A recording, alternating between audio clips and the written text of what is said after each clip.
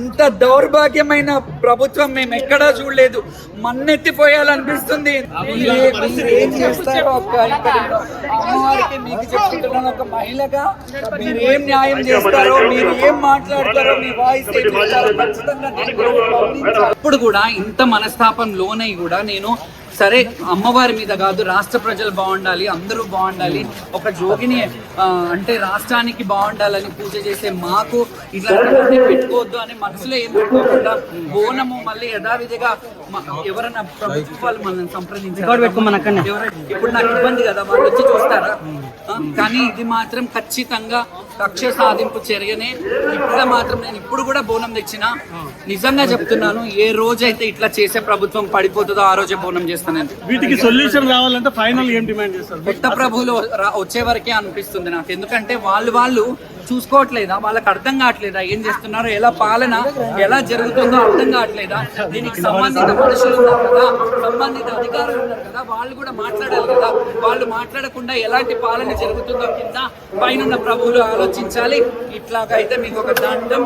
మేము ఎప్పుడు ఇంకా ఈ రోజు వచ్చినా కదా, మళ్ళా ఏ ప్రభుత్వం అయితే వచ్చి మమ్మల్ని అట్లా లాంఛనంగా తీసుకొస్తుందో ఆ రోజు వరకు గుడికి నేను బోనం తీసుకురానే తీసుకురా. కమిటీ మెంబర్స్ మీకోసం స్టేజ్ ఏర్పాటు చేస్తారు, స్టేజ్ ఎక్కుతారా లేదా? మరి నేను ఎందుకు ఎక్కుతానండి? ఇలాంటి చెప్పుతో కొట్టి మళ్ళీ సన్మానిస్తానంటే ఎలా కుదురుతుంది? అది వాళ్ళ విచక్షణ వదిలేస్తున్నాను. నేను నా అస్తిత్వం గురించి మాట్లాడుతున్నాను. ఈ రోజు నాకు జరిగిన అవమానం ప్రతి ఆడబిడ్డలకు జరిగినట్టు ఈ రోజు నాకు, రేపు మీకు ఉంటున్నాను.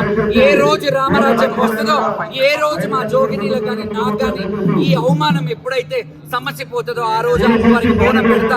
అప్పటి వరకు ఆ తల్లే వాళ్ళతో యుద్ధం చేయాలి, ఆ తల్లే వాళ్ళని శిక్షించాలని.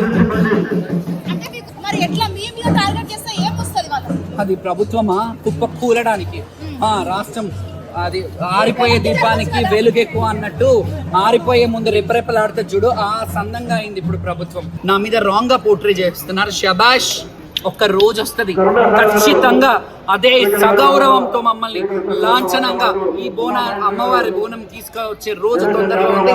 ఆ వ్యక్తులు కూడా తొందరలో రావాలని, మంచి రాజు పాలనలో ఈ ప్రభుత్వం ఉండాలని, మంచి వాళ్ళ చేతుల్లో ఈ పాలన ఉండాలి. అందరూ ఆడపిల్లలు ముసురు పంచుకున్న ప్రభుత్వం ఈ చరిత్ర ఒక్క ప్రభుత్వానికే ఉంది. ఒక మీడియా ప్రతినిధి వెళ్ళి ఆమె తెలుసు కదా మీకు, ఆమెను వదిలేయండి పంపించండి అంటే మీ దగ్గర పాస్ ఉంది, ఆమెను పంపించండి ఒప్పో అని అన్నాడు. ఏం చేస్తారు? మీడియా ప్రతినిధిని అలా మాట్లాడాడు. ఆయన చేతిలో మైక్ కూడా ఉంది, అయినా కానీ వాళ్ళు అలా దురుసుగా ప్రవర్తిస్తున్నారంటే ఖచ్చితంగా నా మీద టార్గెట్ చేసినట్టు.